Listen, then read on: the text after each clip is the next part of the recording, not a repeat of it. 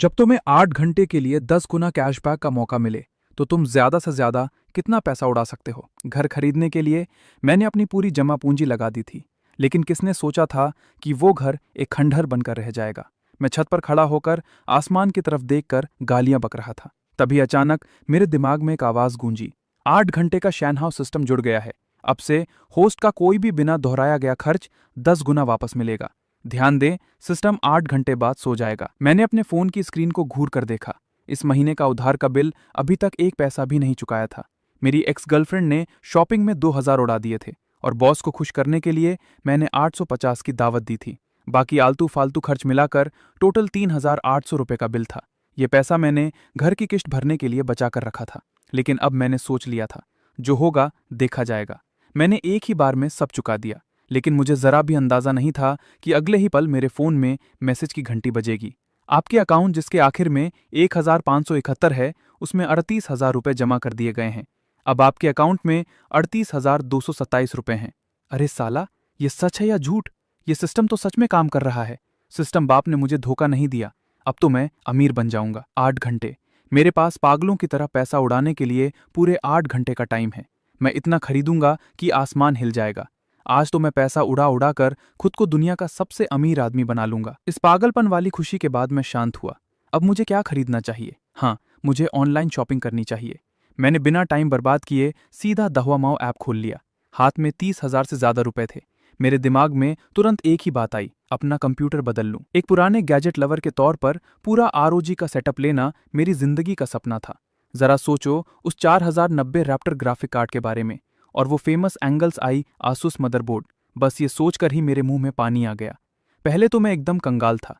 इस तरह का वीआईपी कंप्यूटर लेने के लिए तो मुझे अपनी किडनी बेचनी पड़ती। लेकिन अब सब बदल गया था। किस्मत बदलने का मौका मेरे सामने था, तो अब मैं साला झिझक क्यों रहा था। मैंने जल्दी से आरओजी का सीपीयू और मॉनिटर सर्च किया। उसकी कीमत ठीक 37,000 रुपए थी। मैंने बिना पलक झपकाए सीधा पेमेंट कर दिया। उसी वक्त बैंक का मैसेज फिर से मेरे फोन पर आया। 3,70,000 रुपए तुरंत आ गए थे। मैं खुशी से हवा में उड़ने लगा। मेरी नई जिंदगी आज से शुरू हो गई थी। कंप्यूटर तो हो गया, अब आगे क्या खरीदूं? मुझे अपना फोन बदलना चाहिए। वो सबसे महंगा वाला याली X5 ले लेता हूं। मैंने 15,000 खर्च किए और बैंक ने मुझे तुरंत 1.5 लाख वापस कर दिए। लेकिन ये अभी भी काफी नहीं था। ये पैसा तो बस चिल्लर था। जब पैसा उड़ाना ही है तो कुछ बड़ा करना पड़ेगा। मैंने बिना कुछ सोचे उस टॉप लेवल के कैमरे का ऑर्डर दे दिया और साथ में कुछ लेंस भी ले लिए। मैंने एक झटके में 1 लाख रुपए उड़ा दिए। अगले ही पल बैंक ने मुझे 10 लाख रुपए दे दिए। ये एहसास बहुत ही गजब था। जैसे जैसे मैं पैसा उड़ा रहा था, मेरा नशा और भी बढ़ता जा रहा था। मैं रुक ही नहीं पा रहा था। मैंने सीधा अपने दहवा माओ के कार्ड को खाली कर दिया और एक बार में 30 लाख से ज्यादा रुपए उड़ा दिए। मैंने पलक तक नहीं झपकाई। लेकिन ये मजा ज्यादा देर तक नहीं चला। जब मैं पूरी तरह से मजे में था, तभी पेमेंट वाला पेज अचानक अटक गया और उस पर लिखा आया कि बैलेंस कम है। जब मैंने ध्यान से देखा तो मुझे समझ आया कि मेरे कार्ड में पैसा खत्म नहीं हुआ था, बल्कि इस डेबिट कार्ड की एक दिन की लिमिट सिर्फ 5 लाख थी। बैंक के सिस्टम ने इसे ब्लॉक कर दिया था। ये कोई हैरानी की बात नहीं थी, क्योंकि पहले मैं बस कुछ हजार रुपए कमाने वाला एक गरीब लड़का था। मैंने कभी सपने में भी नहीं सोचा था कि मैं एक दिन में 5 लाख से ज्यादा खर्च करूंगा। इसलिए मैंने कभी इसकी लिमिट नहीं बढ़ाई थी। अरे कमीने, ये क्या मजाक है? मैं सिस्टम के टाइमर को तेजी से भागते हुए देख रहा था। मैंने अपनी जैकेट उठाई और नीचे की तरफ भागा। मैंने एक टैक्सी रोकी और सीधा झोंगली बैंक की तरफ निकल पड़ा। मैं अभी ठीक से बैठा भी नहीं था कि हम पहुंच गए। बैंक मेरे घर वाली गली के ठीक सामने था। मैंने पैसे फेंके और जल्दी से बाहर निकल गया। मुझे कोई फर्क नहीं पड़ा कि ड्राइवर मुझे किसी बेवकूफ की तरह देख रहा था। मैं बैंक के अंदर घुसा और जोर से चिल्लाया, मैनेजर, यहाँ का मैनेजर कहाँ है? तभी सामने से खूबसूरत मैनेजर चलकर आई। उसके पैर गजब के लंबे थे, लेकिन वो मुझे बहुत ही नीची नजरों से देख रही थी। मेरे पास उसकी बकवास सहने का टाइम नहीं था। मैंने सीधा अपना कार्ड टेबल पर पटक दिया। मेरी लिमिट बढ़ाओ अभी के अभी। उस मैनेजर ने कार्ड को देखा और लगभग हंस ही पड़ी। उसने किसी तरह अपनी हंसी रोकी और मुझे काउंटर तक ले गई और फिर वहां से चली गई। उसके मस्त फिगर को जाते हुए देखकर मैंने अपने मन में कसम खाई कि जब मेरे पास पैसा होगा तो मैं इस लेवल की लड़की को अपनी बनाऊंगा। काउंटर वाली लड़की ने रूखेपन से कहा, नॉर्मल कार्ड की लिमिट सिर्फ 20 लाख तक बढ़ाई जा सकती है। ऐसे कैसे स्टैंड चलेगा? 20 लाख तो उड़ाने के लिए काफी नहीं है। किस्मत से मेरे अकाउंट में पहले से ही 40 लाख रुपए पड़े थे, तो उन्होंने उसी वक्त मुझे एक डायमंड कार्ड दे दिया। अब मेरी एक दिन की लिमिट सीधा 3 करोड़ हो गई थी। मैं बैंक के दरवाजे से बाहर भी नहीं निकला था कि मैंने जल्दी से अपनी जियान बाओबे ऐप का कार्ड खाली कर दिया। मैंने 3,86,700 रुपये खर्च किए और बैंक ने मुझे तुरंत 38,67,000 दे दिए। मेरे पहले के बैलेंस को मिलाकर अब मेरे कार्ड में 86,90,000 रुपये थे। मजा आ गया। एक गरीब लड़के से सीधा करोड़पति बनने का यह सफर गजब था। और अब मेरी भूख और भी बढ़ गई थी। कल तक मैं अपना एक घर होने के सपने देख रहा था और आज करोड़ों की दौलत भी मेरे लिए कम पड़ रही थी। ऑनलाइन शॉपिंग बहुत धीरे काम कर रही थी। मैंने सारे महंगे आइटम खरीद लिए थे, लेकिन फिर भी बहुत कम पैसा खर्च हुआ था। आखिर सबसे जल्दी पैसा कैसे उड़ाया जा सकता है? मैं यही सोचकर परेशान था कि तभी मेरी नज़र फिर से उसी मैनेजर पर पड़ी। मैंने बिना सोचे उससे पूछ लिया, अरे सुनो, क्या तुम्हें पता है कि सबसे जल्दी और सबसे ज्यादा पैसा कहाँ खर्च किया जा सकता है? उसने मुझे देखकर मुंह बनाया। उसे लगा कि ये गरीब लड़का फिर से अमीर बनने का नाटक कर रहा है। वो हल्की सी हंसी के साथ बोली, जाहिर सी बात है, घर या गाड़ी खरीदने में। करोड़ों का बंगला या कोई शानदार गाड़ी खरीद लो, तुम्हें समझ आ जाएगा कि पानी की तरह पैसा बहाना क्या होता है। साला, इसकी बात ने तो मेरी आंखें खोल दी। मेरा मन किया कि मैं खुद को एक जोरदार तमाचा मारूं। गरीबी ने सच में मेरा दिमाग बंद कर दिया था। मैं इस बात को कैसे भूल गया? शुक्रिया। जब मैं बहुत बड़ा आदमी बन जाऊंगा तो तुम्हें दावत जरूर दूंगा। मैंने जल्दी से ये बात कही और वहां से हवा की तरह भाग निकला। और वो मैनेजर बस खड़ी खड़ी अपना सिर हिला रही थी। बैंक के दरवाजे से बाहर निकलते ही सामने लाल रंग का टाइमर देखकर मेरी तो जैसे पैंट ही गीली हो गई। सिस्टम के सोने में सिर्फ 7 घंटे और 30 मिनट बचे थे। मेरे पास सच में बहुत कम टाइम था। मैं भागकर सड़क पर गया और एक टैक्सी रोकी। पास के सबसे महंगे कार शोरूम में चलो, जहां फरारी और लंबोर्गिनी मिलती है। जल्दी करो उस्ताद। ड्राइवर ने मुझे ऊपर से नीचे तक देखा और हंसते हुए बोला, अरे लड़के, यहाँ भौकाल मत काट। क्या तू अपनी शक्ल से ऐसी गाड़ी खरीदने वाला लगता है? मेरे पास उससे बहस करने का टाइम नहीं था। मैंने सीधा अपना फोन निकाला और उसे स्कैन करके पैसे भेज दिए। क्या 3,000 काफी हैं? अगर चालान कटा तो वो भी मैं भर दूंगा। बस गाड़ी जल्दी भगा। ये बात सच है कि पैसा बोलता है। पैसे मिलने का मैसेज देखकर ड्राइवर की आंखें फटी की फटी रह गईं। उसने एक्सीलेटर को ऐसे दबाया जैसे सीधा इंजन में पैर घुसा देगा। कस के बैठ जा लड़के, आज तेरा भाई साक्षात फुजीवारा ताकुमी का बाप बनकर गाड़ी चलाएगा। उसने उस खटारा टैक्सी को भी F1 रेसर की तरह दौड़ा दिया था। मैं गाड़ी में भी खाली नहीं बैठा था। लाखों रुपए भी तो पैसा ही होता है। मैं लगातार अपने फोन पर पैसा खर्च करने का तरीका ढूंढ रहा था कि तभी गलती से मैंने एक लाइव स्ट्रीम खोल ली। मेरे दिमाग में एक आइडिया आया। क्या लाइव स्ट्रीम में पैसे डालना भी खर्च माना जाएगा? मुझे ट्राई करना चाहिए। मेरे जैसा लड़का जो कभी किसी को गिफ्ट नहीं भेजता था, मैंने एक झटके में 10 लाख रुपए का टॉपअप कर लिया। लेकिन बैंक की तरफ से कोई मैसेज नहीं आया। मुझे समझ आ गया कि पैसे डालना खर्च नहीं होता।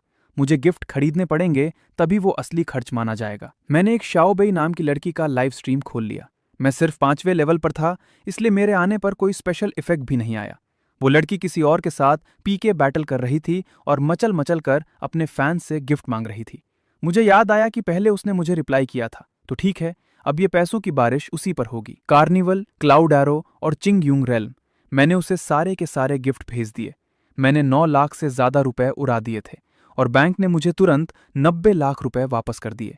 ये तरीका सच में काम कर रहा था। गिफ्ट भेजने के लिए शुक्रिया युआन भाई। वो लड़की खुशी के मारे चिल्ला पड़ी। तभी जोर से ब्रेक लगने की आवाज आई। मैंने ऊपर देखा, वो महंगे कारों का शोरूम आ गया था।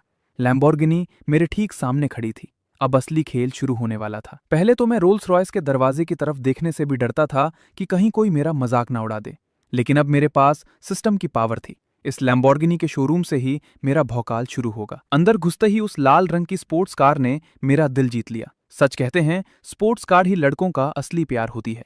इसका लुक तो किसी खूबसूरत लड़की से भी ज्यादा कातिल था। सेल्स वाली लड़की ने मुझे बहुत ही साधारण कपड़ों में देखा, लेकिन अपनी ट्रेनिंग की वजह से वो एक स्माइल के साथ मेरे पास आई। वो मुझे उस रिवेल्टो के फीचर्स बताने ही वाली थी कि मैंने उसे बीच में रोक दिया। ये सब बकवास रहने दो, मुझे बस इतना बताओ कि इसका पूरा प्राइस कितना है। क्या ये 1 करोड़ से ऊपर की है? मेरे पास उसकी बातें सुनने का टाइम नहीं था, क्योंकि मेरे लिए अभी टाइम ही पैसा था। ये 70 लाख के आसपास पड़ेगी। ठीक है, सीधा कॉन्ट्रैक्ट लाओ। वो लड़की तो जैसे पत्थर की बन गई थी। मुझे अंदर आए अभी 1 मिनट भी नहीं हुआ था और मैं पेमेंट करने के लिए तैयार था। ये सुपर कार खरीदना कम और सब्जी मंडी से गोभी खरीदना ज्यादा लग रहा था। जब वो कॉन्ट्रैक्ट प्रिंट करने गई, मैंने फिर से लाइव स्ट्रीम खोल लिया। अभी जो मैंने पैसा उड़ाया था वो काफी नहीं था। मैंने उस लड़की की प्रोफाइल पर पागलों की तरह क्लिक किया। Dragon ranger, wings of the sky, मैं बस लगातार गिफ्ट फेंकता जा रहा था जब तक कि मेरे हाथ में दर्द नहीं होने लगा। मैंने 3 लाख दोइन कॉइन्स ऐसे ही उड़ा दिए थे। लाइव स्ट्रीम में आग लग गई थी।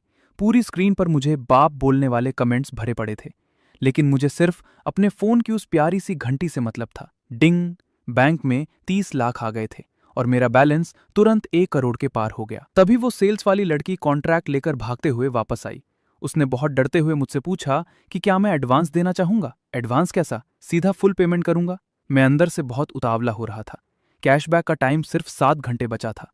अगर पैसा उड़ाऊंगा नहीं तो वापस कैसे आएगा? मेरे कार्ड से 70 लाख रुपए कट गए और उसका 10 गुना यानी 7 करोड़ रुपए तुरंत आ गए। मेरा बैलेंस 8 करोड़ के करीब पहुंच गया था। यह एहसास सीधा मेरे दिमाग को हिला रहा था। मैंने उस लड़की की तरफ देखा। तुम्हारे शोरूम में और कौन सी गाड़ियां हैं? हमारे पास हरकन और यूरुस भी हैं। मुझे ये दोनों भी चाहिए। दोनों का टॉप मॉडल दो और अभी कॉन्ट्रैक्ट साइन करो। मेरी ये बात सुनते ही पूरे शोरूम में सन्नाटा छा गया। वो लड़की पूरी तरह से सुन्न हो गई थी। उसके पुराने अमीर कस्टमर भी मॉडल चुनने में टाइम लगाते थे, लेकिन मेरी तरह बिना कुछ पूछे सीधे गाड़ियां उठा लेने वाला इंसान उसने अपनी जिंदगी में कभी नहीं देखा था। आसपास की वो सेल्स वाली लड़कियां जो पहले भाव खा रही थीं, अब वो सब चाय पानी लेकर मेरे पास आ गई थीं। उनकी आंखों में जलन साफ दिख रही थी। उनका बस नहीं चल रहा था कि वो सीधा मेरे ऊपर ही लेट जाएं। एक बहुत ही हॉट फिगर वाली लड़की ने तो अपना शरीर मेरे ऊपर चिपका ही दिया। उसकी आवाज इतनी मीठी थी कि क्या बताऊं। सर जी, अगर आपको लिमिटेड एडिशन गाड़ियां पसंद हैं तो मैं प्राइवेट में आपके लिए जुगाड़ कर सकती हूँ। अपने हाथ पर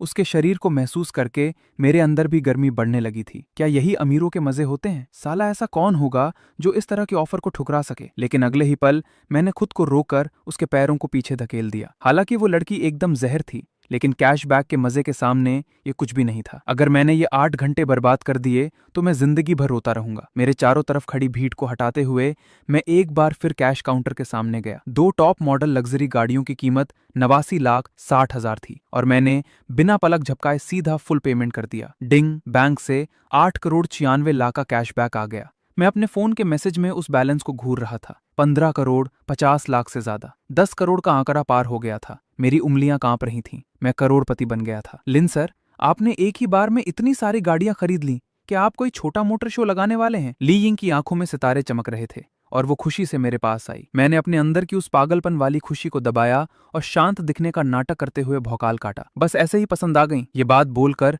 मैं उन सब की इज्जत भरी नजरों के बीच से पलटकर दरवाजे से बाहर निकल गया। अभी भी 1 करोड़ 40 लाख की लिमिट बाकी थी जिसे उड़ाना था। मैंने अपनी नजर उठाई और पास वाले शोरूम को देखा। बिना रुके मैं सीधा रोल्स रॉयस के शोरूम में घुस गया। सर, क्या आप सच में फैंटम सीरीज खरीदना चाहते हैं? वो भी खास लॉन्ग व्हील बेस वाला मॉडल? वो सेल्समैन मुझे घूर रहा था। उसे यकीन नहीं हो रहा था कि एक कस्टमर जिसे अंदर आए अभी 2 मिनट भी नहीं हुए और वो ऑर्डर दे रहा है। करोड़ों की गाड़ियां खरीदने से पहले लोग 100 बार सोचते हैं और मेरे जैसा जवान लड़का एक ही बार में फुल पेमेंट करने की बात कर रहा था। ऐसा लग रहा था जैसे मैं कोई प्रैंक कर रहा हूं। मेरे पास बकवास करने का टाइम नहीं था। मैंने सीधा हाथ हिलाते हुए कहा, बकवास बंद करो, जाकर कॉन्ट्रैक्ट लाओ, मैं अभी फुल पेमेंट करूंगा। सेल्समैन को भले ही लग रहा था कि मेरा दिमाग खराब है, लेकिन खुद चलकर आई सेल को कौन मना करता है। थोड़ी ही देर में कॉन्ट्रैक्ट मेरे सामने पड़ा था। मैंने पेन उठाया और मक्खन की तरह साइन कर दिए। 1 करोड़ 9,80,000 सीधे शोरूम के अकाउंट में चले गए। अगले ही पल फोन वाइब्रेट हुआ। बैंक में 10 करोड़ 98 लाख आ गए। अभी का बैलेंस 25 करोड़ 40,78,258 रुपए। अरे साला, इन अनगिनत जीरो को देखकर मेरा दिल बाहर आने वाला था। ये 25 करोड़ से ज्यादा थे। ये उल्टा पैसा छापने का तरीका सच में गजब था। मजा आ गया। मैंने किसी तरह आसमान की तरफ देखकर जोर से हंसने की अपनी इच्छा को दबाया और पलटकर सेल्समैन से पूछा, क्या तुम्हारे पास 40 लाख के आसपास की कोई गाड़ी है? मुझे वैसी कुछ और गाड़ियां दे दो। सेल्समैन जो अभी अपना कमीशन गिनकर हटा था, ये बात सुनकर उसका चेहरा जम गया।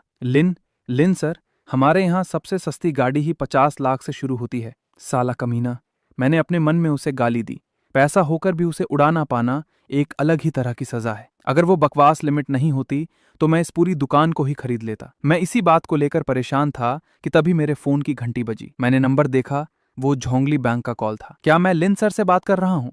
मैं झोंगली बैंक की ब्रांच का मैनेजर गूली बोल रहा हूँ। फोन पर उस आदमी की आवाज इतनी ज्यादा मीठी और इज्जतदार थी कि मेरे रोंगटे खड़े हो गए। आपको परेशान करने के लिए माफी चाहता हूँ। हमारे बैंक ने देखा है कि आपके अकाउंट में करीब 30 करोड़ का विदेशी फंड आया है। आपके इतने बड़े फंड और आपके रुतबे को देखते हुए हम आपको हमारे बैंक का VIP black gold card offer करना चाहते हैं। इस ब्लैक गोल्ड कार्ड में आपको बिना किसी लिमिट के पैसा उड़ाने की पावर मिलेगी और इसके साथ ही रुको, मैंने तुरंत सबसे काम की बात पकड़ी। मेरी आंखें चमक उठी। तुमने कहा बिना किसी लिमिट के? जी हाँ, कोई लिमिट नहीं। गजब। इसे कहते हैं जब नींद आ रही हो तो कोई तकिया दे दे। मेरे चेहरे पर एक बड़ी सी स्माइल आ गई। मैं ये कार्ड ले रहा हूँ, लेकिन अभी मैं रोल्स रॉयस के शोरूम में गाड़ियां खरीद रहा हूँ।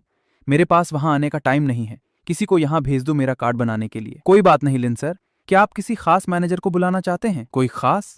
मेरे दिमाग में तुरंत उस गजब फिगर वाली लड़की का चेहरा आ गया। उस यांग मेई को भेज दो। फोन काटने के बाद मेरी स्माइल AK-47 की गोलियों से भी ज्यादा बेकाबू हो रही थी। एक बार ये लिमिट हट जाए तो मुझे कुछ बहुत बड़ा भौकाल काटना पड़ेगा। मैं झटके से मुड़ा और उस हैरान खड़े सेल्समैन को देखा। मेरी पर्सनल मैनेजर अभी आ रही है। तब तक तुम इस शोरूम में मौजूद हर एक गाड़ी का मॉडल, बस उस फैंटम को छोड़कर सबकी एक एक गाड़ी पैक कर दो, और याद रहे सबका टॉप मॉडल होना चाहिए। क्या? उस सेल्समैन की आंखों के सामने अंधेरा छा गया। वो तो जैसे वहीं घुटने टेकने वाला था। हर गाड़ी का एक मॉडल, वो भी टॉप मॉडल। वो इतने टाइम से महंगी गाड़ियों के बाजार में काम कर रहा था, लेकिन उसने आज तक मेरे जैसा भौकाल काटने वाला इंसान नहीं देखा था। ये गाड़ियां खरीदना थोड़ी ना था, ये तो साला सीधा होलसेल में माल उठाना था। इसी बीच टैक्सी के अंदर यांग मे का दिमाग पूरी तरह से सुन्न था। 10 मिनट पहले उसने अपना खाना तक खत्म नहीं किया था कि अचानक मैनेजर ने उसे बुला लिया और बिना कुछ समझे उसे नॉर्मल मैनेजर की पोस्ट से हटाकर सीधा ब्लैक गोल्ड कार्ड की पर्सनल मैनेजर बना दिया गया। उसने वीआईपी कस्टमर की सील पैक फाइल को कसकर पकड़ा हुआ था और डर के मारे उसके हाथों में पसीना आ रहा था। उसने सुना था कि उस आदमी का नाम लिन युआन है और वो सच में बाप लेवल का कोई बहुत बड़ा रईस है, लेकिन इतने बड़े लेवल का इंसान सिर्फ उसी को अपनी सर्विस के लिए क्यों बुलाएगा? धड़कते दिल के साथ यांग मे ने जल्दी से कार शोरूम का दरवाजा खोला। वेटिंग एरिया में आते ही उसे एक जाना पहचाना चेहरा दिखा जो हंसते हुए उसकी तरफ हाथ हिला रहा था। यांग मैडम, हम फिर से मिल गए। यांग मे की आंखें फटी की फटी रह गईं। तुम? वही सर जो अपनी लिमिट बढ़ाना चाहते थे। बिल्कुल, और यांग मैडम का शुक्रिया जिन्होंने मुझे ये आइडिया दिया था। मैंने खड़े होकर उससे हल्के से हाथ मिलाया। देखो, तुम्हारी बात मानकर क्या मैं महंगी गाड़ियां खरीदने नहीं आ गया? यांग मेई को लगा जैसे उसके दिमाग में बिजली गिर गई हो। उस टाइम तो उसने बस मजे मजे में ऐसे ही बोल दिया था। उसे यकीन नहीं हो रहा था कि मैं सच में आ जाऊंगा। ये तो सच में अजीब इत्तेफाक है। यांग मेई का चेहरा एक पके हुए सेब की तरह लाल हो गया था। वो इतनी ज्यादा शर्मिंदा थी कि उसका मन कर रहा था कि जमीन फटे और वो उसमें समा जाए। वो असल में मैं यहाँ किसी को ढूंढने आई हूँ। उसे इस तरह घबराते हुए देखकर मैं अपनी हंसी नहीं रोक पाया। क्या तुम किसी लिन युआन नाम के आदमी को ढूंढ रही हो? मैंने अपनी नाक की तरफ इशारा किया और मेरी स्माइल और भी चौड़ी हो गई। अगर कोई गलती नहीं हुई है तो शायद तुम जिसे ढूंढ रही हो वो इंसान मैं ही हूँ। यांग मे का मुंह तो जैसे जमीन तक लटक गया था। इस पल उसे समझ आ गया कि पागलपन किसे कहते हैं। ये तो पागलपन की भी हद थी। अगर ये पहले की बात होती तो वो कभी भी इस बात पर यकीन नहीं करती कि ब्लैक गोल्ड कार्ड का वीआईपी कस्टमर, करोड़ों का मालिक और टॉप लेवल का अमीर आदमी वही लड़का है जो इतने आम से कपड़े पहने उसके सामने खड़ा था और जिसके पास एक नॉर्मल डेबिट कार्ड था। मेरे पास उसके साथ टाइम पास करने का वक्त नहीं था। सिस्टम के सोने में 6 घंटे और 40 मिनट बचे थे और ये टाइमर मेरी आंखों के सामने मौत की घंटी की तरह लटक रहा था। यांग मैनेजर, जल्दी से कार्ड बनाओ, मुझे अभी और गाड़ियां खरीदनी हैं। यांग में काम में बहुत तेज थी। उसने सिर्फ 10 मिनट में ब्लैक गोल्ड कार्ड का सारा काम निपटा दिया और एक बहुत ही शानदार टेम्परेरी कार्ड मेरे हाथों में दे दिया। मेरे पास उस कार्ड की डिजाइन को देखने का बिल्कुल भी टाइम नहीं था। मैंने हाथ उठाकर थोड़ी दूर खड़े उस सेल्समैन को इशारा किया जो कुत्ते की तरह मेरे बुलाने का इंतजार कर रहा था। वो कमीना जल्दी से एक इंसान की हाइट के बराबर कॉन्ट्रैक्ट्स का बंडल उठाकर भागा हुआ आया। खुशी के मारे उसका चेहरा पूरी तरह से खिल गया था। सट सट सट मैंने पेन उठाया और उन सारे कॉन्ट्रैक्ट्स पर तेजी से साइन कर दिए।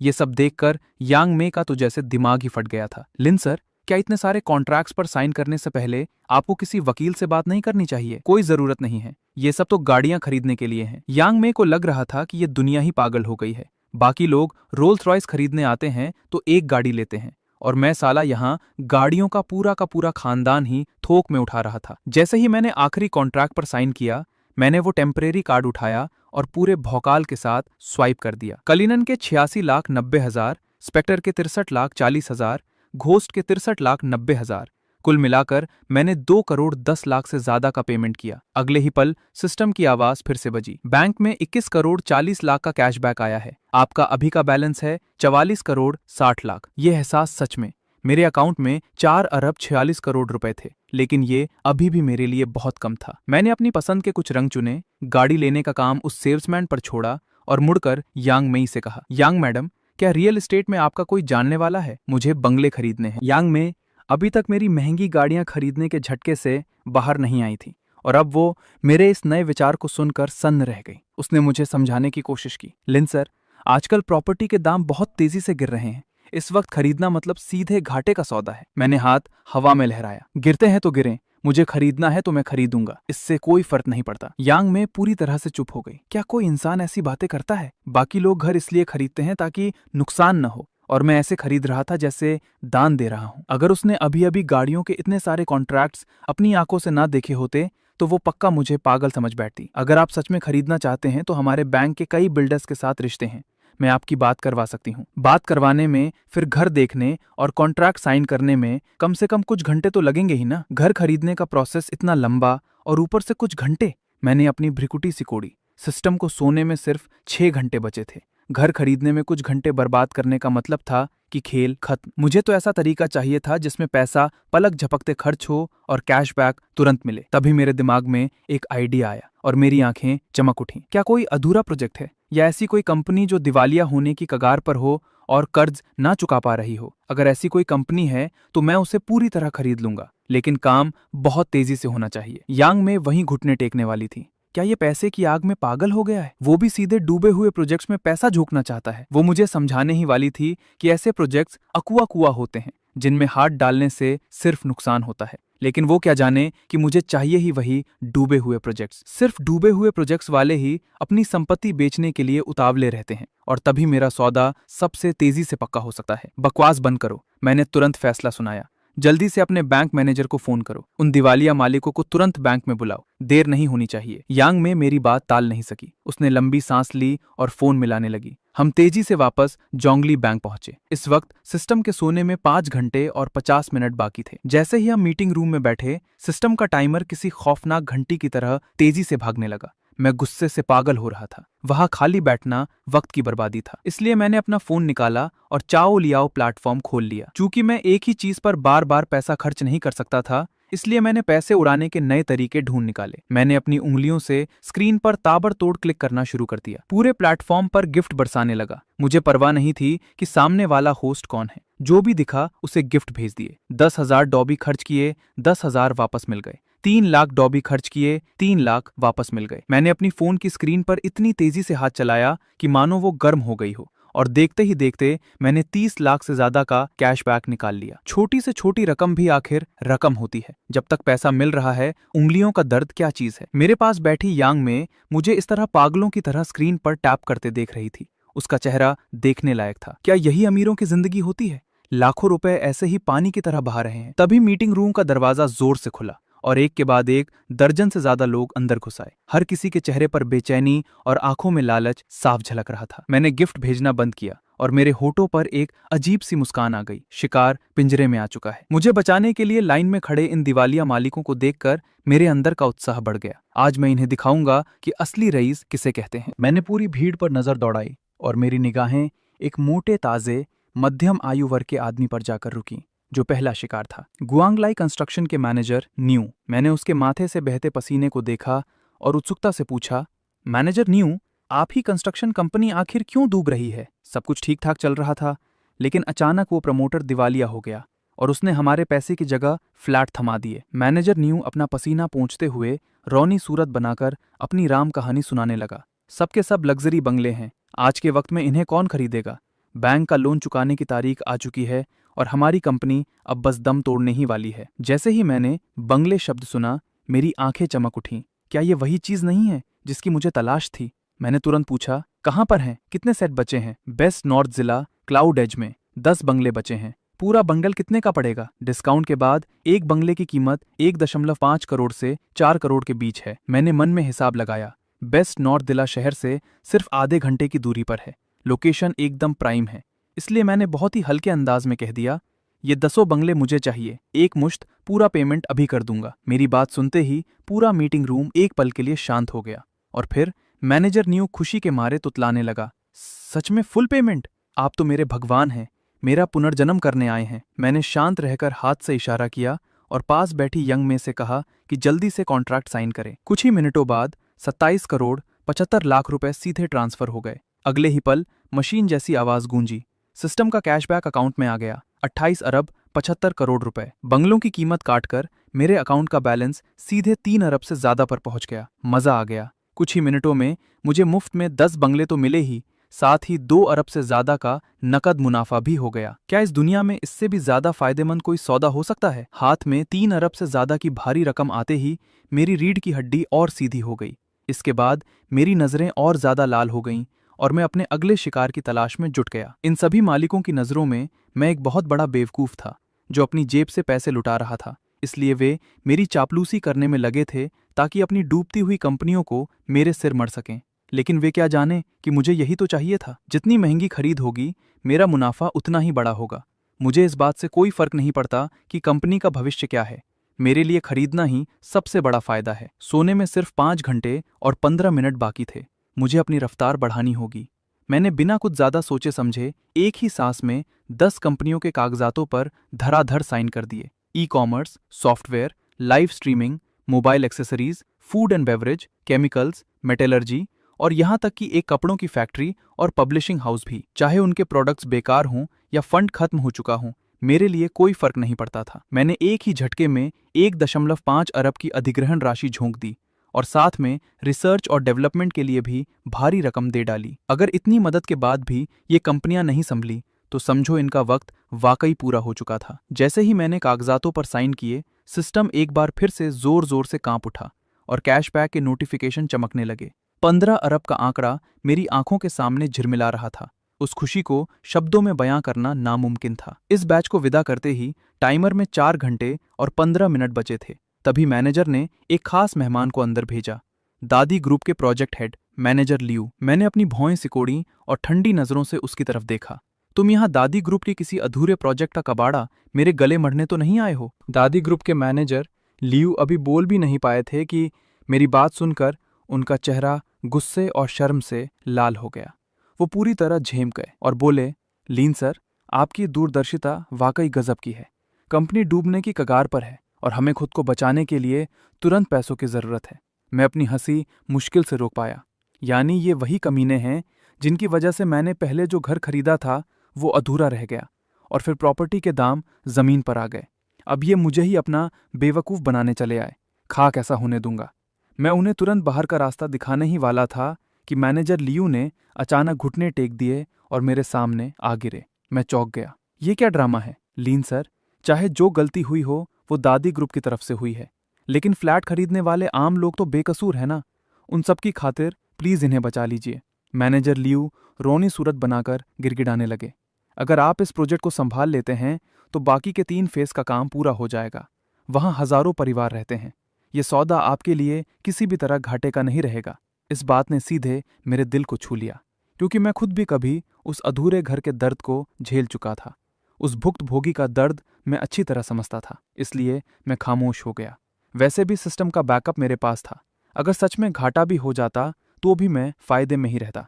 मैंने एक गहरी सांस ली और पूछा, बाकी के 4 फेस का पैकेज कितने में बेचोगे? अगर आप इसे संभालने के लिए तैयार हैं तो मैं अपनी तरफ से सबसे भारी डिस्काउंट दिलवा दूंगा। बकवास बंद करो। मुझे किसी डिस्काउंट की कोई ज़रूरत नहीं है। मुझे बस इतना बताओ कि कुल रकम कितनी है। तुरंत अमाउंट तय करो, कॉन्ट्रैक्ट साइन करो और पेमेंट लो। मैनेजर लियू ये सुनकर पूरी तरह सुन रह गए और फिर उन्होंने तुरंत अंगूठा दिखाते हुए चिल्लाकर कहा, लीन सर वाकई बहुत दरिया दिल है। लीन सर महान है। मैंने आराम से पैर पर पैर चढ़ाकर बैठ गया। जो बड़े बड़े अधिकारी कभी मेरे लिए आसमान पर हुआ करते थे, वे आज मेरे सामने हाथ जोड़े खड़े थे। इस बात का जो सुकून था वो शब्दों में बयान नहीं किया जा सकता। आधे घंटे के भीतर दादी हाउदू के फ्लैट्स, उससे जुड़े मार्केट और कमर्शियल बिल्डिंग्स की कुल कीमत 8.5 अरब तय हुई और सब कुछ मेरे नाम ट्रांसफर कर दिया गया। पैसा ट्रांसफर हुआ, कैशबैक आया। सारा प्रोसेस कुछ ही सेकंड्स में पूरा हो गया। अब मेरे अकाउंट का बैलेंस 93 अरब तक पहुंच चुका था। बस थोड़ी सी कसर बाकी थी और मैं 1000 करोड़ का मालिक बनने वाला था। सिस्टम के सोने में 3 घंटे 45 मिनट बाकी थे। इस रफ्तार को बिल्कुल धीमा नहीं पड़ने देना था। जैसे ही अंदर और मालिक आने लगे, मैं अपना माथा सहलाते हुए सीधे फाइले यांग में की तरफ उछाल उछाल कर फेंकने लगा। फटाफट कॉन्ट्रैक्ट तैयार करो, उनसे पूछो कितने में बेचेंगे, सबको साइन कर डालो। यांग में आखिरकार अपना सब्र खो बैठी और बोल पड़ी, लीन सर, आप बहुत जल्दबाजी कर रहे हैं। इस तरह आंख मूंद कर कंपनियों को खरीदने से बहुत बड़ी मुसीबत खड़ी हो जाएगी। मैंने भी कड़क आवाज में जवाब दिया, जैसा कह रहा हूं वैसा करो। मेरे पास पैसों की कोई कमी नहीं है, लेकिन पैसों को इस तरह पानी की तरह थोड़ी बहाया जा सकता है। यांग में के चेहरे पर साफ चिंता झलक रही थी। मैंने ठंडी नजरों से उसकी तरफ देखा। यांग मैडम, अपनी सीमा में रहिए। आप एक मैनेजर हैं, आपका काम सिर्फ हुक्म मानना है, फैसले लेना मेरा काम है। यांग में मेरी इस बात पर अड़ गई, लेकिन गुस्से और लाचारी के मारे वो सिर्फ लंबी सांस लेकर रह गई। अरे मूर्ख, जितना ज्यादा पैसा मैं उड़ाऊंगा उतना ही बड़ा मुनाफा मेरे हाथ लगेगा। इस तरह का मजा हर किसी के नसीब में नहीं होता। देखते ही देखते 8 और कंपनियां मेरी झोली में आ गईं। इस बार भी सिस्टम ने मुझे 5 अरब का कैशबैक थमा दिया। इसे पैसे खर्च करना नहीं कहते, इसे तो खुलेआम पैसे लूटना कहते हैं। सिस्टम के सोने में 3 घंटे 20 मिनट बचे थे। इसी अंधाधुंध खरीदारी के बीच बैंक मैनेजर जीयू अचानक कहीं से चुपके से मेरे पास आए और फुसफुसाते हुए बोले कि कोई बहुत बड़ी मछली हाथ लगी है। शुरुआत में मैंने इसे ज्यादा गंभीरता से नहीं लिया, लेकिन जैसे ही मैंने फाइल उठाकर देखी, मेरी आंखें फटी की फटी रह गईं। वो कोई और नहीं बल्कि जानी मानी किदी ऑटो कंपनी थी। गाड़ी वाकई शानदार थी, उसका लुक बेहतरीन था और टेक्नोलॉजी भी टॉप क्लास थी, लेकिन खराब मार्केटिंग की वजह से उसकी बिक्री ठप पड़ चुकी थी और वो दिवालिया होने की कगार पर खड़ी थी। मैंने फाइल को टेबल पर पटक दिया और सामने कांप रहे स्ट्रैटेजी हेड सन मिंग युआन से पूछा, पूरी तरह से खरीदना चाहते हो? तुम्हें कितने पैसे चाहिए? उस आदमी ने बहुत ही डरते डरते कहा कि वो अपनी कंपनी को बचाने के लिए 8 अरब की फंडिंग चाहता है और साथ ही वो मेरे साथ शेयर होल्डिंग पर भी बात करना चाहता था। बात करने की कोई जरूरत नहीं है, मैंने ठंडी हंसी हंसते हुए कहा। मुझे किसी दूसरे की कंपनी में हिस्सेदारी रखना पसंद नहीं है। अगर सौदा करना है तो मैं पूरी कंपनी खरीदूंगा, या कम से कम उस पर मेरा पूरा कंट्रोल होना चाहिए। ये सुनते ही सन मिंग युआन डर के मारे कांप उठा। कंट्रोल करने के लिए तो 2/3 शेयर खरीदने पड़ेंगे और उसके लिए तो पैसों का समंदर चाहिए। कम से कम 15 अरब से शुरुआत होगी। इतनी बड़ी रकम सुनने के बाद भी मैं जरा सा नहीं घबराया, बल्कि मेरा उत्साह और बढ़ गया। अगर खेलना ही है तो बड़ा खेलेंगे। पूरी कंपनी खरीदने के लिए कुल कितना पैसा लगेगा? सन मिंग युआन ने थरथराते हुए 35 अरब का भारी भरकम आंकड़ा सामने रखा। मैंने बिना पलक झपकाए कह दिया, तुम्हें हेडक्वार्टर से बात करने के लिए पूरे 10 मिनट देता हूं, और साथ ही उसे एक सुनहरा सपना भी दिखा दिया। कामयाब होने के बाद तुम्हारी पोजीशन और भी ऊपर कर दी जाएगी। ये सुनते ही सन मिंग युआन खुशी से पागल होकर फोन करने के लिए दौड़ पड़ा। पास खड़ी यंग मे की आंखें फटी की फटी रह गईं। 35 अरब का यह सौदा बिना किसी बैकग्राउंड चेक के, बिना किसी ऑडिट के और बिना टॉप मैनेजमेंट से मिले सिर्फ खरीदना है कहकर तय हो रहा था। वो खुद को रोक नहीं पाई और फिर से समझाने लगी, अरे भाई, इस तरह पानी में पैसे मत बहाओ। लेकिन मैंने सिर्फ मुस्कुराकर कहा, यंग मैडम, असली ताकत के सामने कोई भी समस्या नहीं रहती। पूरे 10 मिनट बाद सन मिंग युआन हांफते हुए वापस भागा भागा आया। उसका चेहरा खुशी से लाल हो रहा था। लिन सर, वे लोग मान गए हैं, लेकिन वे अपनी कीमत बढ़ा रहे हैं। उन्हें 35 अरब नहीं, बल्कि कीमत से मुझे कोई दिक्कत नहीं है, लेकिन मैं सिर्फ 1 घंटा दे रहा हूं। मैंने घड़ी की तरफ देखकर बहुत ही सख्त लहजे में कहा, 1 घंटे के बाद अगर कॉन्ट्रैक्ट मेरी टेबल पर नहीं आया तो यह सौदा रद्द समझा जाए। हालांकि सन मिंग युआन का चेहरा उतरा हुआ था, लेकिन मेरे कड़े तेवर के आगे उसे मेरी बात माननी ही पड़ी। समय बीतता गया और मैंने गोभी भाजी की तरफ 10 और कंपनियों को खरीद डाला, जिन पर मैंने 58 करोड़ रुपए झोंक दिए। अगले ही पल सिस्टम की आवाज फिर गूंजी और 5.8 अरब का कैशबैक सीधे मेरे अकाउंट में आ गया। इस बार मेरे अकाउंट का बैलेंस 100 अरब के आंकड़े को पार कर गया। इस पल मैं वाकई में 100 बिलियनियर का बहुत बड़ा रईस बन चुका था। वो बड़ी बड़ी फैक्ट्रियां, जमीनें, महंगे यॉट और प्राइवेट जेट्स अब सब के सब मेरे हो चुके थे। जैसे जैसे विदेशी खातों से पैसे आने लगे, बैंक के बड़े मैनेजर से भी नहीं रहा गया। वो खुद मुझसे मिलने दौड़े चले आए और बैंक के स्टाफ को कड़े निर्देश दिए कि इस बड़े भगवान की खातिरदारी में कोई कमी नहीं आनी चाहिए। सिस्टम के सोने में 2 घंटे 40 मिनट बाकी थे। वक्त बहुत कम था और मेरी बेचैनी फिर से बढ़ रही थी, इसलिए मुझे और तेजी से कंपनियों को खरीदना पड़ा। तभी एक नई कॉरपोरेट प्रतिनिधि अंदर दाखिल हुई। जैसे ही मैंने उस पर नजर डाली, मेरी आंखें चमक उठीं। उन अजीबोगरीब बड़े कारोबारियों के मुकाबले सामने खड़ी शैन जियाई किसी अप्सरा से कम नहीं लग रही थी। उसकी फिट फॉर्मल ड्रेस ने उसके लंबे और खूबसूरत पैरों को और उभार दिया था। ब्लैक स्टॉकिंग्स और हाई हील्स ने उसके पूरे तेवर को एक बॉस की तरह बना दिया था, और ऊपर से उसका गोल फ्रेम चश्मा उसकी खूबसूरती में चार चांद लगा रहा था। हाथ मिलाते ही उसकी उंगलियों का वह कोमल एहसास मेरे दिल की धड़कनों को तेज कर गया। मैंने खुद को संभाला, क्योंकि इस वक्त सबसे जरूरी था पैसा खर्च करना, ताकि भविष्य में मैं किसी बड़ी इमारत की तरफ इशारा करके गर्व से कह सकूं कि ये इमारत मेरे बाप की है। मैंने तय किया कि मैं सीधे शेनजियाई के पास मौजूद पूरी की पूरी गगनचुंबी इमारत को ही खरीद लूंगा। यही होती है एक टॉप लेवल के रईस की सोच। इमारत सिर्फ इसलिए खरीदना ताकि दूसरों पर रौब जमाया जा सके, और इसकी वजह इतनी सीधी थी कि कोई भी हैरान रह जाए। शेनजियाई ने मेरे सामने फाइल बढ़ाई और उसकी आवाज थोड़ी कांप रही थी। ये वैनमंग बिल्डिंग है, जिसमें शॉपिंग मॉल, ऑफिस स्पेस और रूफ ऑफ गार्डन जैसी सभी आधुनिक सुविधाएं मौजूद हैं। कमर्शियल बिल्डिंग का नाम सुनते ही मेरी आंखें फिर से चमक उठीं। भविष्य में जब मैं शेखी बघारने निकलूंगा तो बाकी लोगों के पास तो बस छोटे मोटे घर होंगे, और मेरे पास पूरी की पूरी इमारत होगी। तुलना ही नहीं की जा सकती। मेरे चेहरे पर साफ लिखा था कि मुझे ये चाहिए, मुझे जल्दी से लूटो। मैं बेवकूफ हूं और मेरे पास अथाह पैसा है। लेकिन इस बात ने शेनजियाई को उलझन में डाल दिया। क्या बिजनेस की डीलिंग ऐसे ही होती है कि बिना किसी मोल भाव के तुरंत हाँ कह दी जाए? वह मेरे इस बेताबी भरे अंदाज को देखकर थोड़ा सहम गई, और उसे लगा कि शायद मैं कोई बहुत शातिर खिलाड़ी हूं जो सीधे तौर पर दिखावा नहीं कर रहा।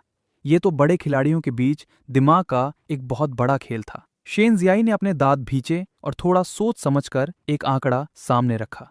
150 अरब। अगर आप राजी हैं तो हम आपकी हर शर्त मान लेंगे। मैंने उसे मजे लेते हुए ऊपर से नीचे तक देखा और कोने से मुस्कुराते हुए कहा, 150 अरब? सच कहूं तो थोड़ा सस्ता है, लेकिन चलो सौदा पक्का। क्या? शेनजियाई की खूबसूरत आंखें फटी की फटी रह गईं। उसे अपने कानों पर बिल्कुल यकीन नहीं हुआ। 150 अरब भी सस्ता लग रहा है। वह हड़बड़ाते हुए कॉन्ट्रैक्ट तैयार करने के लिए भागी। उसे डर था कि अगर उसने थोड़ी भी देर की तो मैं अपनी बात से मुकर न जाऊंगा। उसी वक्त पसीने से लथपथ एक अधेड़ उम्र का गंजा आदमी धक्का मुक्की करते हुए मीटिंग रूम में घुस आया। मैंने नजर उठाकर देखा और अपनी हंसी मुंह मुश्किल से रोक पाया। अरे, ये तो मेरी ही पिछली कंपनी का मालिक वांग फुगुई था। याद है जब एक बार वीडियो कॉन्फ्रेंसिंग में उसने मुझे गालियों से नवाजा था, और जब कंपनी के गेट पर उसकी असली पत्नी ने उसकी मालकिन की जमकर पिटाई की थी, तो वह बीच बचाव करने पहुंचा था। वह शानदार नजारा आज भी मुझे अच्छी तरह याद है। लेकिन मजेदार बात यह थी कि इस वक्त वह मेरे सामने हाथ जोड़े बड़ी ही चापलूसी भरी मुस्कान के साथ खड़ा था। उसने मुझे पहचाना तक नहीं कि मैं वही आम कर्मचारी था जिसे वह घोड़े गधे की तरह काम में जोतता था। वह बार बार लियू सर या लियू साहब कहकर मुझे इतने प्यार से पुकार रहा था जैसे हम जिगरी यार हों। लियू साहब वाकई कम उम्र में बहुत बड़े तीसमार खा हैं, वांग फुगुई अपने हाथ रगड़ते हुए बोला। उसे लगा कि उसके हाथ कोई बहुत बड़ा बेवकूफ लग गया है। 2 अरब में सौदा पक्का कर लें क्या? मैंने ठंडी हंसी हंसते हुए अपने मन में पूरा हिसाब लगा रखा था। इस बकवास कंपनी को खरीदने का मेरा मकसद सिर्फ इतना था कि मैं उन सभी कमीने और बदतमीज बॉस से बदला ले सकूं जिन्होंने मुझ पर रोब जमाया था, और उन सहकर्मियों को भी सबक सिखाऊं जिन्होंने मेरी राह में कांटे बिछाए थे। इस इंतकाम की आग में ये कंपनी मैं खरीद कर ही रहूंगा, लेकिन इस वांग फुगुई को मैं एक चवन्नी भी कमाने नहीं दूंगा। तेरी इस कबाड़ कंपनी की औकात 2 अरब की है। 8.8 करोड़ दूंगा। बेचना है तो साइन कर, नहीं तो दफा हो जा। मेरे इस वार ने सीधे उसकी कीमत की धज्जियां उड़ा दी।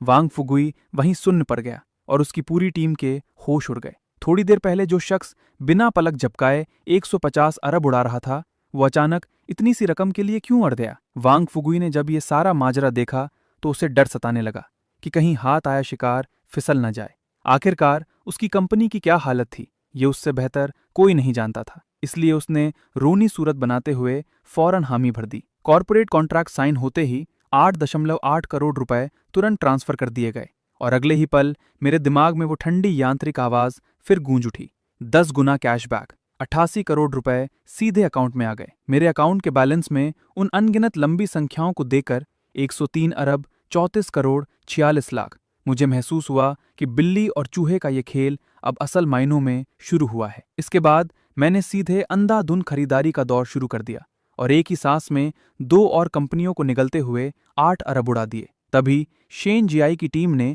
तेजी से कदम बढ़ाते हुए उस गगनचुंबी इमारत के ट्रांसफर का कॉन्ट्रैक्ट भी फाइनल कर दिया। इस बार मैंने कुल मिलाकर 150 अरब झोंक दिए और 10 गुना कैशबैक के हिसाब से पूरे 1500 अरब सीधे मेरे खाते में आ गए। अब मेरे बैंक खाते का बैलेंस सीधे उछलकर 234.1 अरब तक पहुंच चुका था। हालांकि मेरे दिमाग में चल रहा सिस्टम का सोने वाला टाइमर अब किसी खौफनाक घंटी की तरह पागलों की तरह भाग रहा था।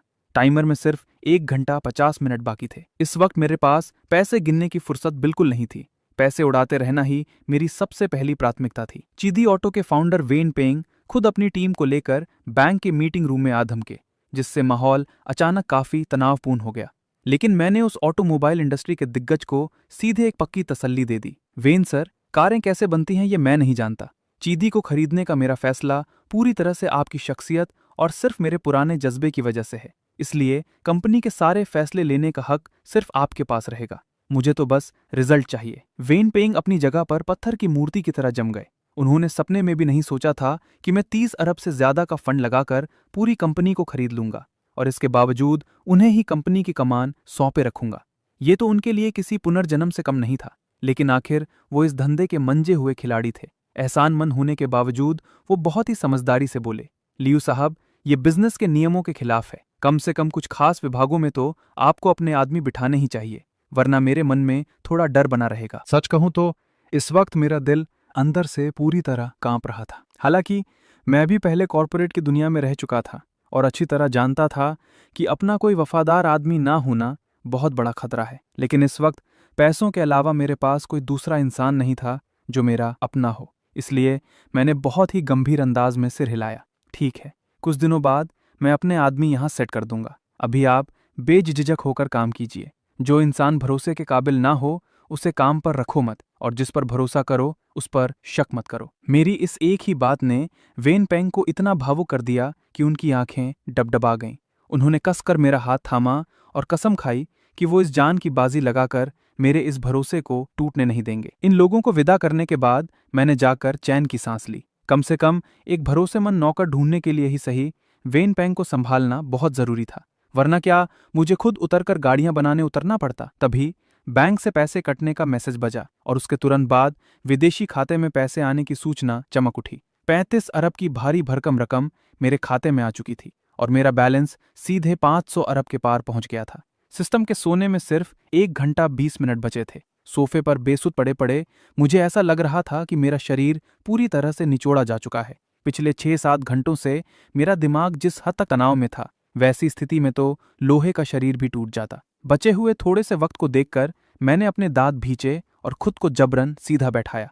मुझे अभी एक और बड़ा और खतरनाक दांव खेलना ही होगा। यंग मैडम, गू मैनेजर से कहो कि इन छोटे मोटे मामलों को किनारे करे और मेरे सामने कोई सबसे बड़ा प्रोजेक्ट लेकर आए जो हमारी इस फहरिस्त का आखिरी सौदा हो। यांग मेई ने जब ये सुना तो उसका सिर चकरा गया। इमारतें खरीदी जा चुकी हैं, ऑटो कंपनी भी हाथ आ चुकी है और अब वो इससे भी कुछ बड़ा करना चाहता है। क्या इस शख्स के घर में सोने की खदान है या इसने कोई चालू सिक्का ढालने की मशीन छिपा रखी है? उसी वक्त जीयू मैनेजर का दफ्तर खरीदारों की भीड़ से पूरी तरह पैक हो चुका था। मंदी के इस दौर में जैसे ही लोगों को ये भनक लगी थी कि यहाँ कोई बेवकूफ पानी की तरह पैसा बहा रहा है, वे सभी डूबते हुए कारोबारी पागलों की तरह वहां दौड़े चले आए थे। गू मैनेजर, पहले मुझे अंदर जाने दो। मेरे सिर पर कर्जे का पहाड़ टूट पड़ा है। मुझे बचाने वाला सिर्फ यही भगवान है। ओल्ड जियांग, हमारे आपके ताल्लुक तो पुराने हैं, कम से कम मेरे लिए तो पिछला दरवाजा खोल दो। मैनेजर जियांग, रात को मैं आपको डिनर पर कंपनी दूंगी, प्लीज मुझे पहले अंदर जाने दो ना। गू मैनेजर पसीने से तरबतर हो चुके थे। रह रहकर मिन्नतें करने वाले, हुस्न का जाल बिछाने वाले और घूस देने वाले लोगों की इस बाढ़ ने उन्हें लगभग पागल कर दिया था। तभी यांग मेई ने भीड़ को चीरते हुए रास्ता बनाया और मेरा संदेश उन तक पहुंचाया। जीयू मैनेजर को जैसे डूबते को तिनके का सहारा मिल गया हो, उन्होंने पूरी ताकत से चिल्लाकर ऐलान किया, सब लोग चुप हो जाओ, लियू साहब का हुक्म है। आखिरी बार सिर्फ 100 अरब के स्केल वाली किसी बड़ी कंपनी को खरीदा जाएगा। जो इस क्राइटेरिया पर फिट न बैठे वो यहां से दफा हो जाए। ये सुनते ही मीटिंग रूम के बाहर खड़ी आधी से ज्यादा भीड़ पल भर में छट गई। वे तमाम व्यापारी भले ही अंदर से कुड़ रहे थे, लेकिन इस वक्त सबसे बड़ा और असली सिक्का तो मेरे पास ही था, इसलिए वे कुछ नहीं बोल सके। पूरे 10 मिनट के बाद यांग में एक फाइल लाकर मेरी टेबल पर रख दी। लियू साहब, सिर्फ यही कंपनी बची है, फेंगशिंग टेक्नोलॉजी। मैंने फाइल उठाई और अपनी भ्रिकुटी थोड़ी सी कोड़ी। ये क्या बनाती है? ये फ्लेक्सिबल स्क्रीन बनाती है। इसके पास पेटेंट का बहुत मजबूत बेस है और इंडस्ट्री में इसका रुतबा काफी ऊपर है। बस फर्क ये है कि ये डूबने की कगार पर है। इतनी शानदार कंपनी होने के बावजूद ये डूब कैसे सकती है? मुझे थोड़ी हैरानी हुई। यांग में ने एक लंबी सांस छोड़ी। इसकी स्ट्रैटेजी गलत हो गई थी। आराम से अच्छी भली सप्लायर बनने के बजाय वे खुद फोन बनाने के खेल में उतर गए और बड़ी बड़ी कंपनियों से पंगा ले बैठे, जिसके बाद इनकी सप्लाई चेन पूरी तरह टूट गई। पूरी कहानी सुनने के बाद मेरे होठों पर एक गहरी और अर्थपूर्ण मुस्कान तैर गई। मामला दिलचस्प है। उस सीईओ को अंदर भेजो। थोड़ी ही देर के बाद फैंगशान टेक्नोलॉजी का सीईओ मा जियान मीटिंग रूम के अंदर दाखिल हुआ। मामूली औपचारिक बातचीत के बाद मैंने बिना घुमाए फिराए सीधे मुद्दे पर बात की, ताकि उसका वक्त बर्बाद ना हो। फंडिंग फेल हो गई है। अब तुम सीधे बैंकरप्सी और लिक्विडेशन का इंतजार कर रहे हो, है ना? मा जियान का चेहरा थोड़ा फीका पड़ गया, लेकिन फिर भी उसने खुद को संभालते हुए सिर हिला दिया। हमारा प्लान आईपीओ के जरिए 14 अरब जुटाने का था। बदकिस्मती से बात नहीं बन पाई, लेकिन अगर थोड़ा फंड मिल जाए तो फैंगशैंग फिर से खड़ी हो सकती है। मैंने अपनी उंगलियों से टेबल पर तेजी से थपथपाना शुरू कर दिया। वह रफ्तार इतनी तेज थी कि सुनने वाले की धड़कनें बढ़ जाती। अभी तुम्हारी वैल्यूएशन कितनी है? पहले यह सबसे ऊपर 55 अरब थी, लेकिन मौजूदा हालात में कम से कम 10 अरब के आसपास बैठी है। जहां तक कर्जे की बात है, दोनों कंपनियों का मिलाकर लगभग 5 अरब का बकाया है। ये सुनते ही मेरे दिमाग में पूरा गणित पूरी तरह साफ हो गया। अगले ही पल मैंने बहुत ही सामान्य लहजे में मा जियान की तरफ देखा। ऐसा है, मैं इसे पूरी तरह से खरीदने के लिए 20 अरब कैश देता हूँ और इसके अलावा रिसर्च और डेवलपमेंट के लिए 15 अरब और अलग से काउंट्स होगा। मेरे मुंह से ये बात निकलते ही मा जियान की आंखें फटी की फटी रह गईं और वो अपनी जगह पर जड़ होकर बिल्कुल सुन पड़ गया। ये बंदा आखिर कौन सा नशा करके आया है? मा जियान अच्छे से जानता था कि फैंगशैंग टेक्नोलॉजी अब पूरी तरह डूब चुकी है और दिवालिया होकर लिक्विडेशन होना तय था। कर्मचारियों की सैलरी बहुत समय से रुकी हुई थी। कोई भी समझदार इंसान इसमें 10,000 भी इन्वेस्ट नहीं करना चाहता था, फिर अरबों की बात तो दूर की है। लेकिन मैं तो पैसा लगाने वाला ही था और साथ में 100 अरब और लगाने वाला था। ये हरकत पूरी तरह पागलपन भरी थी, लेकिन मा जियान को भी उम्मीद थी। फैंगशैंग के लिए मैं डूबते को तिनके का सहारा था। आखिर जब क्यूडी ऑटो मेरे हाथों में फिर से जिंदा हो सकती है तो फैंगशैंग क्यों नहीं हो सकती? अगले ही पल सिर्फ धड़ की आवाज आई। मा जियान खुशी के मारे वहीं घुटने टेक कर बैठ गया और पागलों की तरह चिल्लाने लगा, शुक्रिया लिन सर। इस तरह घुटने टेकने वाले नजारे ने पास खड़ी यांग में को भी हक्का बक्का कर दिया। वो मन ही मन बड़बड़ा रही थी, ये तो साला कोई खैरात बांटने वाला देवता है। ये पैसा तो पानी की तरह बह रहा है। हालांकि मन में शिकायत करना अलग बात थी, पर उसमें अपने काम में जरा भी देर नहीं लगाई। 40 मिनट से भी कम समय में पूरी कंपनी को खरीदने का कॉन्ट्रैक्ट पक्का हो गया। जैसे ही मैंने साइन किए, बैंक ट्रांसफर सफल हो गया। मेरे दिमाग में अचानक सिस्टम की आवाज गूंजी, रिफंड रिवॉर्ड के तौर पर 350 अरब आ चुके हैं। खाते के बैलेंस को एक सांस में 864.2 अरब तक पहुंचते देख मेरा पूरा शरीर सुन पड़ गया। इस नंबर का क्या मतलब है भाई? देश का सबसे रईस इंसान भी कुल मिलाकर 400 अरब के आसपास की संपत्ति रखता है और मेरे पास तो सिर्फ कैश ही उनके मुकाबले 2 गुना है। इसके अलावा 30 से ज्यादा कंपनियां और अनगिनत बंगले, यार्ड अलग से हैं। अगर मैं अपनी संपत्ति सबके सामने ले आऊं तो मैं सीधा देश का नंबर 1 रईस बन जाऊंगा और दुनिया के टॉप अमीर लोगों की लिस्ट में भी टॉप 10 में घुस जाऊंगा। और इस सब में मुझे सिर्फ 8 घंटे लगे। सोने का काउंटडाउन 30 मिनट। फैंगशैंग की टीम को जाते हुए देखकर मैं सोफे पर टिक गया और मेरे दिल में अचानक एक खालीपन सा छा गया। अरबों के इतने बड़े सौदे करने के बाद अब ऑनलाइन शॉपिंग या गिफ्ट देने जैसी बकवास करने में मुझे ऐसा लग रहा था जैसे कोई बेस्वाद चीज चबा रहा हूं। चूंकि शेयर सिस्टम की नज़र में खर्च नहीं माने जाते, तो क्यों ना कुछ सीधा और धमाकेदार खेल खेला जाए। मैंने मुड़कर यांग में से पूछा, क्या तुम्हारा बैंक घर और गाड़ियां खरीदने में मदद कर सकता है? मुझे रेडी स्टॉक चाहिए, जितनी जल्दी हो सके। अगर ये बात कोई और बोलता तो लोग उसे भौकाल काटना कहते, लेकिन एक खरबपति के मुंह से ये बात निकलना मतलब असली ताकत है। यांग में ने 1 सेकंड की भी देरी नहीं की और तुरंत कांटेक्ट करना शुरू कर दिया। 5 मिनट के बाद उसने सीधे पोर्शे, मर्सिडीज, BMW जैसी 1 दर्जन से ज्यादा कार कंपनियों और 3 रियल एस्टेट कंपनियों की स्टॉक लिस्ट लाकर मेरे सामने रख दी। 10 लाख से ऊपर की लग्जरी गाड़ियां, हर मॉडल की एक गाड़ी चाहिए। शहर के बीचों बीच 8 बड़े फ्लैट और 55 लग्जरी गाड़ियां। कुल कीमत 13.49 करोड़ थी। मैंने पलक तक नहीं झपकाई और सीधा पेमेंट कर दिया। अगले ही पल 1.4 अरब का कैशबैक तुरंत आ गया। इस समय मेरे कार्ड का बैलेंस सीधे उछलकर 866.1 अरब हो गया था। सोने का काउंटडाउन 10 मिनट। आखिरी वक्त में मैंने बाकी सबको बाहर भेज दिया और अकेले रेस्ट रूम में जाकर इस टोंगे से ढंग से अलविदा कहने की तैयारी करने लगा। भला कौन अपनी उस मुर्गी को आसानी से जाने देगा जो सोने के अंडे देती है। मैंने बहुत ही फिल्मी अंदाज में हवा की तरफ देखकर कहा, टोंगे, अगर ऊपर वाला मुझे एक और मौका दे तो मैं अपनी जान देकर भी आपको नया जीवन दे दूंगा। मुझे लगा था कि इससे सिस्टम पिघल जाएगा। तभी अचानक वो ठंडी यांत्रिक आवाज गूंज उठी, चेतावनी, सिस्टम ऊर्जा के रूप में होस्ट की जीवन शक्ति को सोख सकता है। इस त्रिआयामी अंतरिक्ष को छोड़ने के लिए क्या आप इसे सोखना चाहते हैं? मेरे चेहरे के हाव भाव वहीं जम गए। अरे साला, मैं तो बस ऐसे ही बोल रहा था, तूने इसे सच क्यों मान लिया? मैं डर के मारे कांप उठा। स्क्रीन पर टच करते करते मेरा हाथ हिल गया और मैंने जल्दी से ना चुन लिया। टोंगे, नाटक मत करो, मुझे अभी 2 साल और जीना है। मैं हंसने का नाटक कर रहा था, लेकिन मेरा दिल ऐसे धड़क रहा था जैसे कोई ढोल बजा रहा हो। आखिरकार ये मेरी जिंदगी और मौत का मालिक था। क्या मेरी जान लेने के अलावा ऐसा कोई और तरीका नहीं था जिससे तुम सो न? अगले ही पल वर्चुअल पैनल सच में हिलने लगा। Binding task interface, emotion energy collection शुरू। शर्त 1 करोड़ इमोशन एनर्जी। सिस्टम की यांत्रिक आवाज गूंजी, जब तक तुम त्रिआयामी इंसानों के अंदर खुशी, गुस्सा, दुख और मजे जैसे भाव पैदा करोगे, तुम ऊर्जा इकट्ठा कर लोगे, जब तक 1 करोड़ पूरी न हो जाए। मैं खुशी से झूम उठा। मेरे होठों की मुस्कान रुक नहीं रही थी। ये तो छठे आयाम की खतरनाक टेक्नोलॉजी है। अगर ये सच में रीस्टार्ट हो गई तो शायद कोई ऐसा तगड़ा इनाम मिल जाए जिसकी कोई हद ना हो। जब मैं अपनी इस बेहतरीन जिंदगी के सपने देख रहा था, तभी सिस्टम ने मुझ पर ठंडा पानी डाल दिया। चेतावनी, सोने का काउंटडाउन 5 मिनट बचा है। होस्ट को सलाह दी जाती है कि तुम्हारी संपत्ति और तुम्हारी पहचान मेल नहीं खाती। खतरा 5वें लेवल का है। मेरे दिल की धड़कन तेज हो गई। मैंने जल्दी से पूछा, 5वें लेवल का क्या मतलब है? सबसे बड़ा लेवल कौन सा है? सबसे बड़ा लेवल 5वां ही है। बस इतने से शब्द, जिन्हें पढ़कर मेरी खाल सुन हो गई और मेरी पीठ पसीने से भीग गई। बात तो सही है, आज मेरे पास खरबों रुपए हैं, लेकिन मैं तो आज भी बिना किसी बैकग्राउंड और बिना किसी सहारे का एक गरीब लड़का ही हूं। उन पूंजीपति भेड़ियों की नजरों में मैं सिर्फ एक मलाईदार गोश्त का टुकड़ा हूं, जिसे हर कोई नौच खाना चाहता है। पुराने जमाने में वो जमीन वाले लोग इतनी जल्दी बर्बाद क्यों हो जाते थे? क्या इसलिए नहीं कि कोई उनके खिलाफ चाल चल देता था? इंसानी फितरत की बुराई को कभी कम मत आंकना। टोंगे बचाओ, क्या मेरे पास खुद को बचाने का कोई तरीका है? क्या आप प्रॉपर्टी प्रोटेक्शन ऑन करना चाहते हैं? क्या इसके बारे में भी पूछने की जरूरत है? बिल्कुल ऑन करना है।